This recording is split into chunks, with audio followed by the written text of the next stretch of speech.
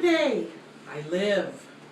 I know usually I've been doing, my videos behind the camera, but for the answers to all your questions, I thought this would be kind of a sit-down thing. And I got my computer off here to the right, so if I keep looking down, you'll know that I didn't memorize all your questions. So I'm going to answer your questions today. Try not going to go too long, but I can be kind of long-winded, so yeah. Okay, so first question is from Miss Cool Finds, and she said, just wanted to say I love your videos. You are amazing. Oh, thank you. What is your favorite TV show? It's funny. I like certain types of reality shows. I like Hoarders. Hoarders Buried Alive. I have liked Cops for years.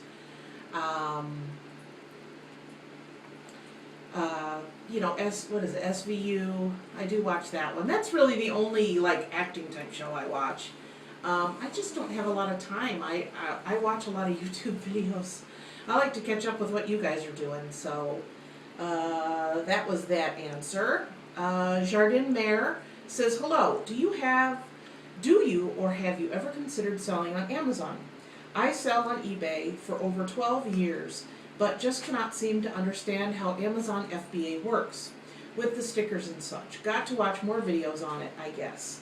Love your finds, antique booth. Think I have told you before I wished we had one around here.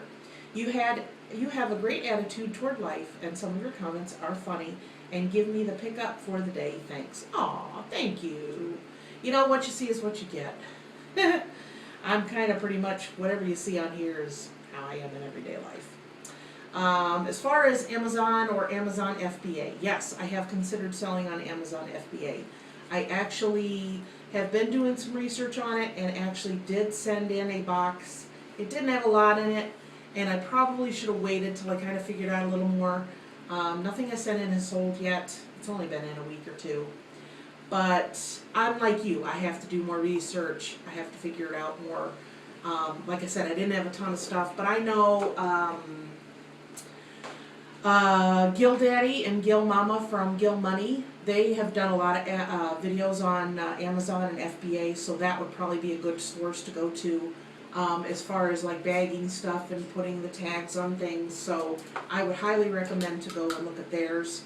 But like you said, I'm the kind of person that when I learn something new, I get this overwhelming, I don't understand, and then I have to take a deep breath and say, okay, let's read, let's watch, let's figure it out. Okay, I know what to do, let's go with it. So I think that's kind of how I'm made up. So maybe that's you too. Get more information. There's no rush. Amazon's going to be around a long time, so see if that works for you. Twyla's mom says, does your husband ever go picking with you? My husband will do auctions with me, but loses his patience with garage sales. No. Mr. Pudgy Picker does not go to garage sales, does not go to auctions. He is not crazy about the whole reselling thing for him personally.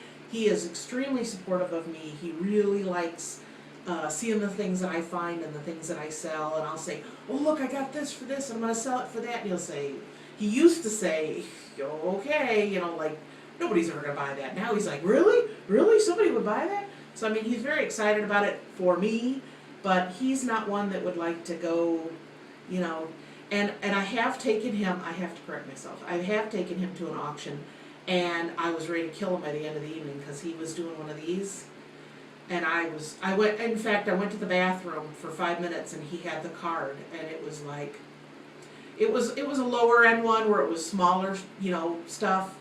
But he was just I was ready to punch him by the end of the evenings. Anyway, but no, as far as, going garage selling or nothing, I've gotten him to the point now where if we're out driving and we see one, he'll stop and let me out. Before it was nope, not stopping. So, he is very supportive, and that's good. I'm very appreciative of that. Annie G 1977 says, I would love to know what sells the best for you in your antique booth and how you price your items. Do you price based on how much you want to make or how much you think people will pay, or do you mark it up a percentage? Thanks. First question, I did a video with my sister recently about top 10 things that sell in my antique booth. As far as pricing, I guess I could do a video on that. Do I price based on how much I want? Yes. Or how much people are willing to pay? Yes. I take a lot of that into consideration before I figure it out. If you are selling in an antique booth situation, it's kind of like eBay in that you have to see what's out there and see what everybody else is asking for it. So yeah, you kind of have to look around, because if you have something very similar or the exact same item in your booth, not everybody's going to look around and see and compare prices. But as far as my booth is concerned, me and my sister, we price very reasonably. We look to get stuff, mark it up, make a decent amount of money, but move it out, move it out, move it out. There are some people who, they price things so outrageously high that they don't sell very often, but when they do, they're making less than I do by just getting things coming in, display, out the door, coming in, display, out the door. So yeah, we price to sell. We price, I think, better than a lot of people in our antique booth. And we do pay a percentage as far as we pay a percentage of our sales, and we pay rent, and there's a sliding scale of what we can do. But I take that into consideration as well. So I have certain standards, because there are things I will not buy if I know I'm not going to make a certain percentage. Chen Mei says, me like this question on what sells best. Check my video out. Just put it out like a week or so ago. So yeah, look at that. We're going to have more videos like top 10 lists on what doesn't sell in an antique booth and that kind of thing. So keep your eyes open for those. Annie G 1977 says, thought of another question. How much do you make monthly on your antique booth? I have only had mine 1 month, and it's considerably smaller than yours, but right now I'm not making anything. Thanks. Best advice, stay open. Don't say, oh, I've only been here a month and I'm not making any money. Stay. Trust me. Keep your booth open. This is the time of year your sales are going to pick up naturally anyway, and you have so much to learn. You got to look around, see what other vendors are doing, see what sells, see what doesn't sell, because I think most people, me included, when you open up a booth, you're like, this is what I'm going to sell. And then you realize, well, I want to sell that, but if not anybody wants to buy it, or few people want to buy it, then you're not going to be making the money. So there are things that I sell now that when I first started 4 years ago, I didn't think I would sell. So it's a learning curve. So you really have to give yourself, in my opinion, 3 to 4 months before you really think, oh, is this for me or not? So take advantage of all the vendors you have around you, pick their brains, ask them questions. If there's somebody that works the register, go up and say, what do you see moving out a lot? Just come in and pay attention to what shoppers are looking at, picking up.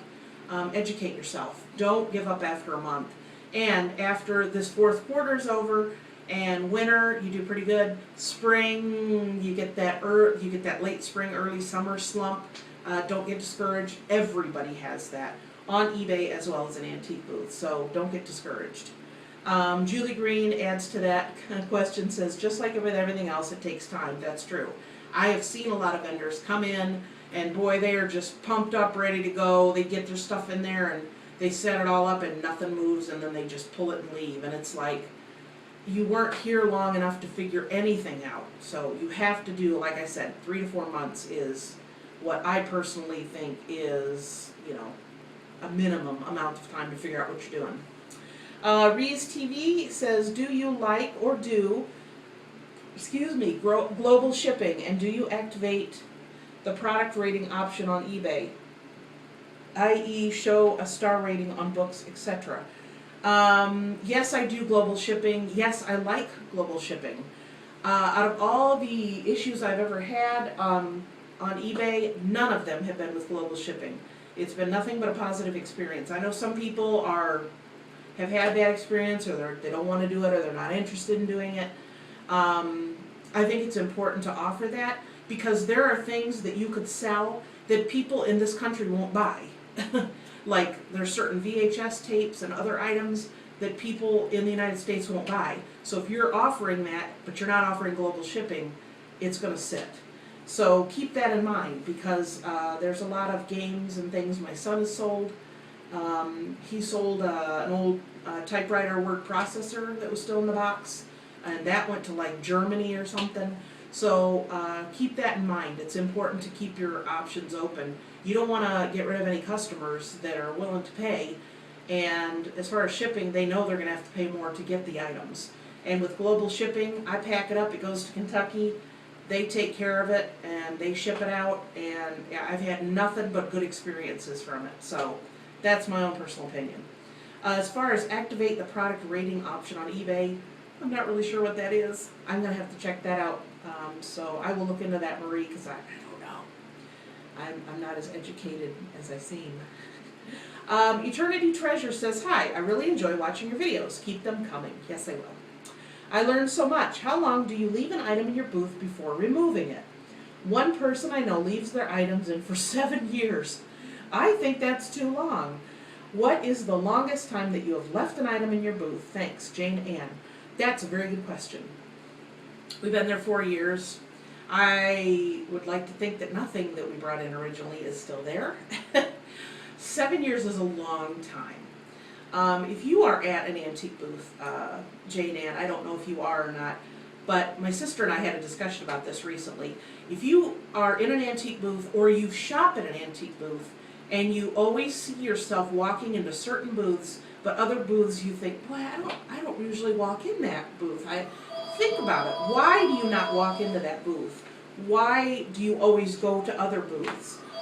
What catches your eye? If you shop at an antique mall a lot and you see a booth that's constantly changing and new things are being brought up front and there's, you know, all this stuff going on, then you're more likely to say, ooh, what's going on? What do they have new?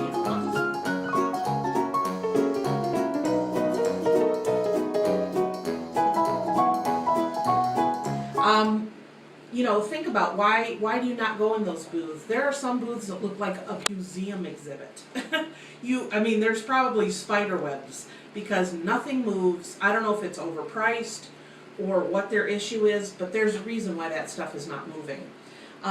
Usually what I do is I try and move stuff around in my booth.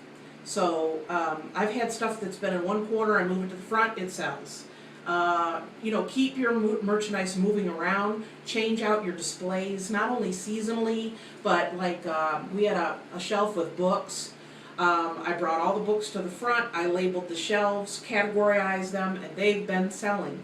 So after a while, I'll move those to the back and I'll bring up, you know, salt and pepper shakers, or I'll bring up, you know, crafting items. I mean, you have to keep your booth, you know, rotating because, you know, you need to get people's interest and for them to say, oh, wow, what's that? Ooh, what's this? And my sister and I talked about that. You know, there are booths we never walk in. Why? Because nothing ever moves. Nothing ever changes. There's a lot of stuff on the floor. There's a reason why you don't do that. If something doesn't sell, I will mark it down. If it is seasonal, I will take it home and I will bring it out another time. Sometimes I'll bring something in and I'm not sure what I should price it at, and I'll price it a little higher. And I'll think, well, if it doesn't sell, I can always go down a little bit. And in what I've seen in our antique booth is there are people who keep their eyes on items. So if you have something that's a little too much, as soon as you drop it down $5, it'll go out the door. So there are people who keep their eyes on things that they're interested in and they're waiting for that price to go down a little. It's always easier to lower the price because once it sells, you can't think, oh, you know, how many times have you done that if you have an antique booth? Oh man, I probably should have asked more. Don't do that. Ask a little more.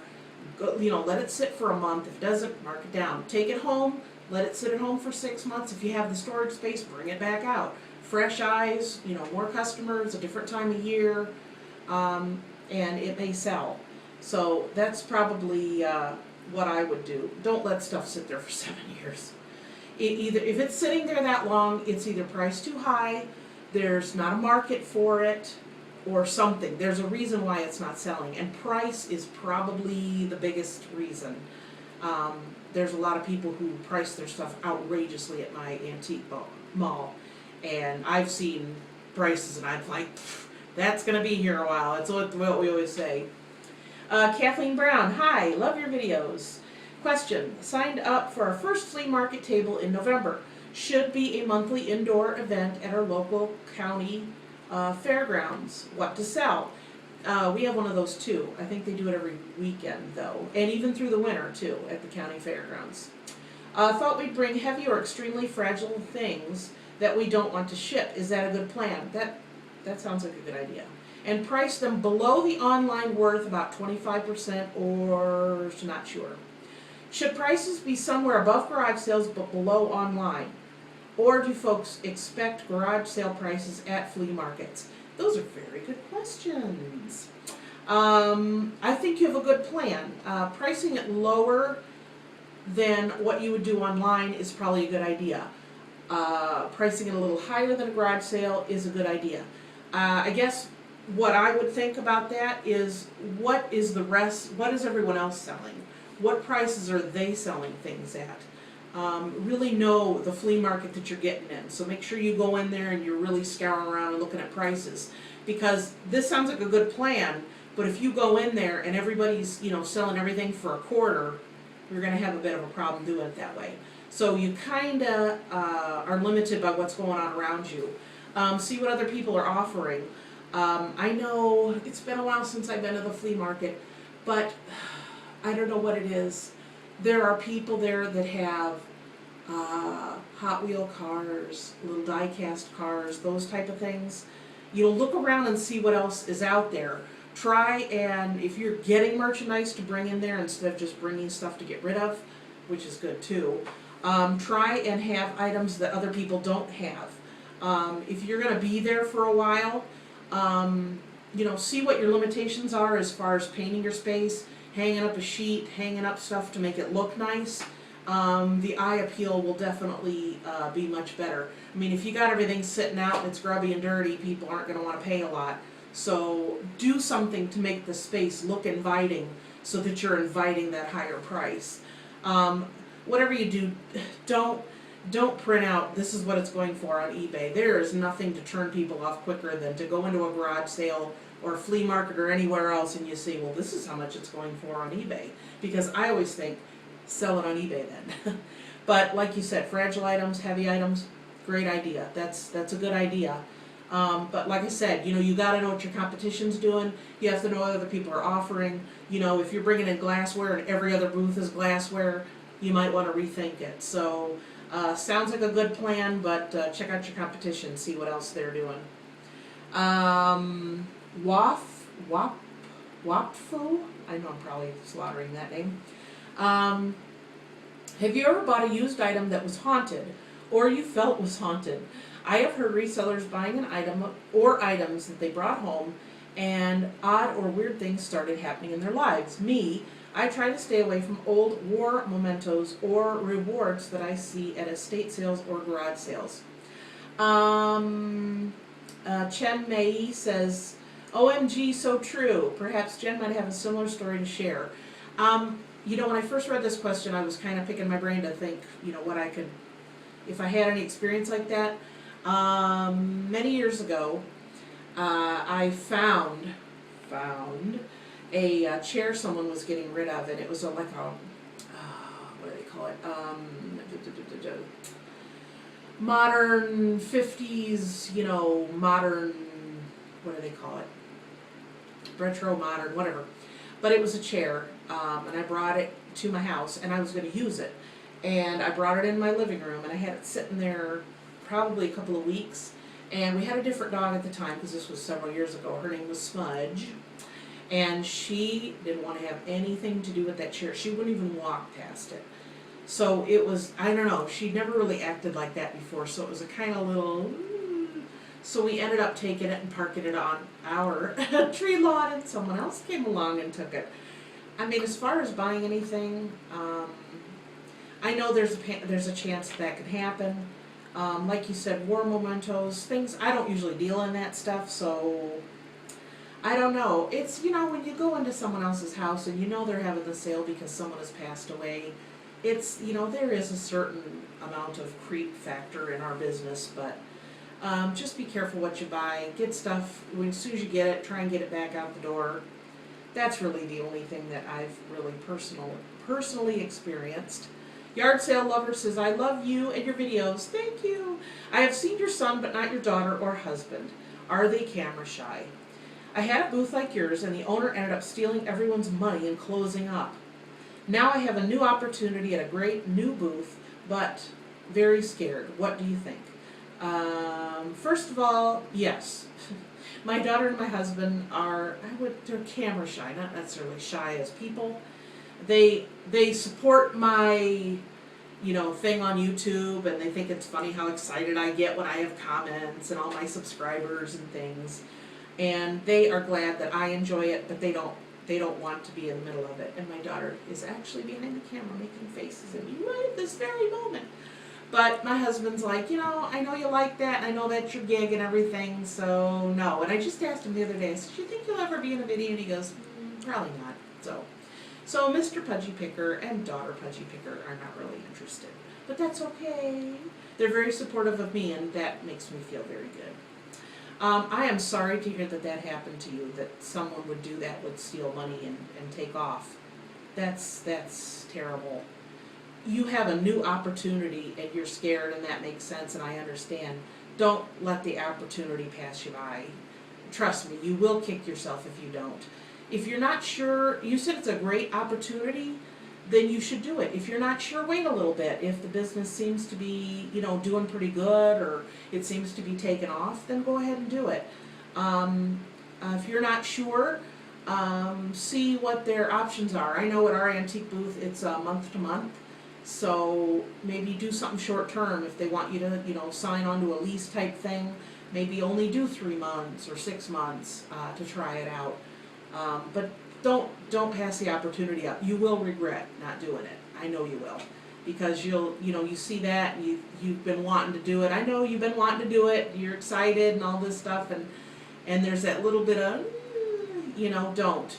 Because you will regret it, even if something does happen again, which I hope it doesn't. You really need to expand and to try it, because I love it, and I hope you will enjoy it too. So don't let that opportunity, don't be scared, don't let it stop you from doing something that sounds like a really cool idea and opportunity for you. Cool Toads, I owe you one. Have you ever been arrested? Have you ever been arrested? Leave it to somebody out there to ask a question.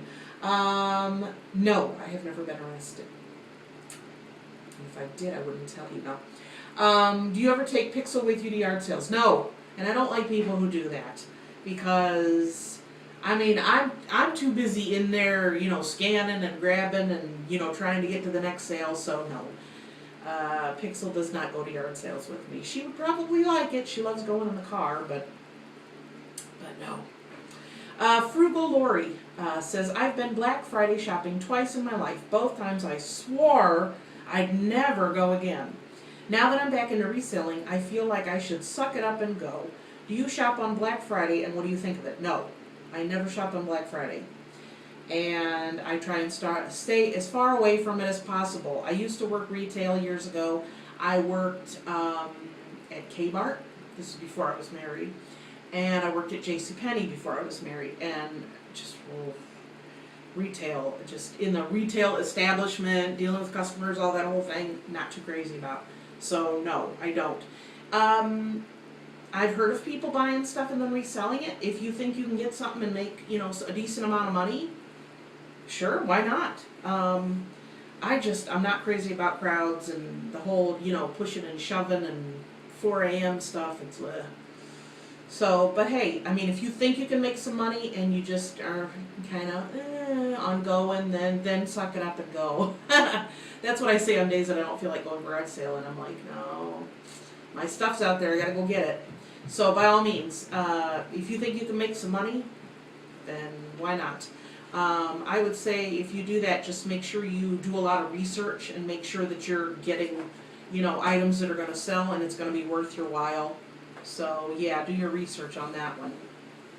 Lee65 says, you've mentioned your mother is from Kentucky. What area is she from? I'm from the Frankfort area. Do you get to visit kinfolk in Kentucky very often? My mother is from Madisonville, Kentucky, and I believe it is in the bottom left corner of the state. And I have not been back. Probably, it was about 7 or 8 years ago, my mother's brother that lived there passed away, so we went down for his funeral. And she has 2 brothers. The one lived in Kentucky, and the other one lives in Florida. So we also, while we were down there, visited her aunt, my great aunt, who about less than a year after that passed away, and she was like 2 weeks from 100. So we got a bunch of long-living women in my family. So we did get to see, visit her, and that was nice. So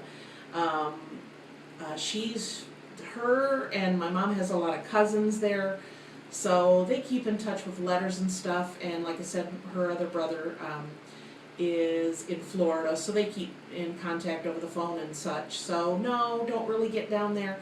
I know when we were kids and we drive down there, as soon as we cross the Ohio River to get into Kentucky, and you'd see the big water tower. It said Florence, y'all, on it, and we were like, yay, we're out of Ohio, because we were kids and we never went anywhere. So anytime we got a chance to go out of Ohio was like, yeah. So I remember Florence, y'all. I wonder if it's still there. If any of you know, please tell me, because we just love seeing that every time. Mad Maine, if you had to choose only one venue to sell, eBay or your antique booth? Oh, that's a good question, because you've sold on both as well. I would say I would have to choose my antique booth, because I like having the space and decorating and staging and categorizing, and I do like having a retail space. It is a whole different animal than selling on eBay. I mean, eBay, you got one item, you sell one item. You got 100 items, you sell 100 items. They don't have to match, they don't have to blend, you don't have to buy anything for them to, to set up on. So it is a different animal altogether. I do make good money on eBay, and I do make a decent amount on my antique booth. That was a question that somebody asked that I missed. I'm sorry. I don't want to tell you exactly how much I make, but I am almost making a full-time job, money-wise. So, and that varies. When it's good, I'm making close to a full-time job. In the skinnier times, like late spring, early summer, that dips down a bit. But I forgot. I'm sorry I didn't answer that question earlier. But no, I would choose an antique booth. I like the retail space. I like dealing with other vendors. I like talking to some of our customers who come in regularly, hearing what they like. I've had customers say, my knees aren't so great. Could you please put your fabric in a better spot? It's hard to dig through. And so I like that interaction and that feedback. And you don't really get that so much with eBay. Usually the only time you hear from people is when they're complaining about something. Quentin's Life says, what is the biggest profit you've ever made on an item?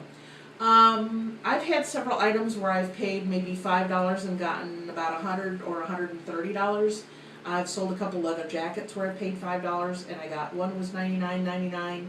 The other one I think was $120 because it was a 4X leather jacket. I've bought things for $0.25 and sold them for $20. So profit margins are way better on garage sale items than thrift store items, I think. So as far as the antique booth is concerned, I'm more quantity than like just having certain items that have big hits. I keep a lot of stuff flowing, and that makes for a decent amount of money. Julie Green says, what percentage of your pickings go to online selling venues, and what percentage goes to your antique booth? That's a good question. I would say 10 to 15% of everything I buy goes online. If it's a different number, it's less. It's one of those things you don't know till you pick something up. A lot of times I will research it and see what it does on eBay, and then I will decide to sell it at my antique booth.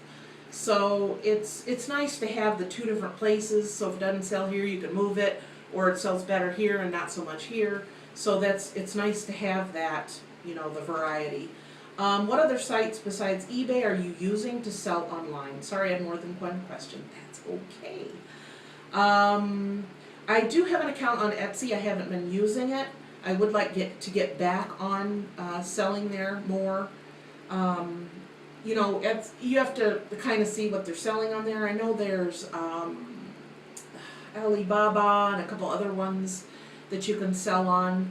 I am all for having, you know, your items in more than one spot, more than one income stream.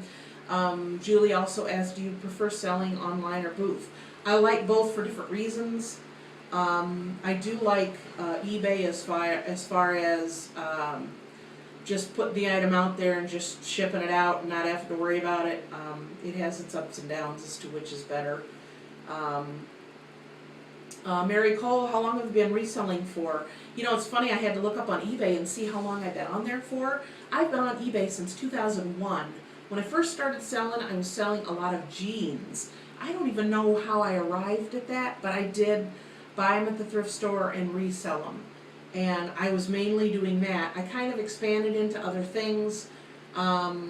So I've been selling that long. The antique booth we've had for coming up on 4 years. So that's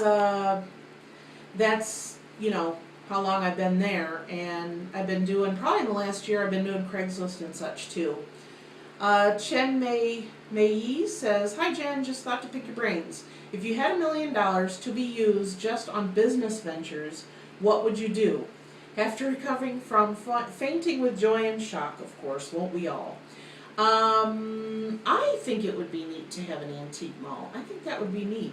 There would be a lot of startup costs as far as, you know, the building and prepping it and putting up walls and, you know, doing all that and the advertising to get something like that off the ground. The antique booth that I've been selling at has been there for over 10 years, and it takes some time to get vendors and clientele, and you know, we have some vendors there that have been there since the beginning, so it's definitely, you know, something that needs to be worked on. The other business venture that I think would be neat is having a place and buying like high-end furniture and rugs and paintings and home decor and staging, like running a staging company. I think that would be cool too, because, you know, I like stuff like that. Miss Cotton Candy Darling Life says, what items are your favorite to buy and sell? One question, do you ever have yard sales, or do you just do your antique booth and eBay? Love your videos. Thank you, Miss Cotton Candy's Darling Life. Favorite thing to buy and sell? Something I can buy cheap and sell high. I also like buying things and selling things that are light and I can send first class. Things that I like to sell. You know, it's funny when you set up an antique booth, you get the stuff and, oh, I'd buy this and I'd buy that, and then you realize not everybody thinks like you, not everybody likes the same things as you, so you have to buy and sell things that other people want that you aren't naturally drawn to. So that's something I'm constantly working on, because you see something and you're like, oh, somebody's gonna love this. No, just you love it. So you got to keep that in mind when you buy stuff. I've had one yard sale in the last 2 years that I have since we moved to where we live now, and it was an absolute bust. I made probably $50.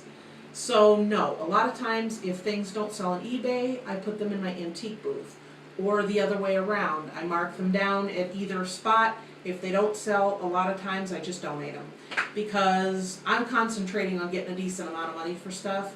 And I don't usually invest a lot of money in what I'm buying, so if I do end up having to get rid of it, it's not that big of a loss for me, and my time is worth a lot more. Okay, next question is from Alice Ups. It says, hi, and thank you for doing this question session. You're welcome. Do you have any tricks for getting more views on your eBay items, other than good keywords and the right category? I'm not sure the best way to get my items seen. Thank you.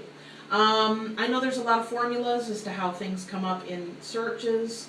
I am a top seller and a power seller, so I don't know how that figures in it. I know this is like, it's like the theory of relativity. There's some huge thing. What I try and do is using good keywords, right category, use all your space in your title, be very descriptive.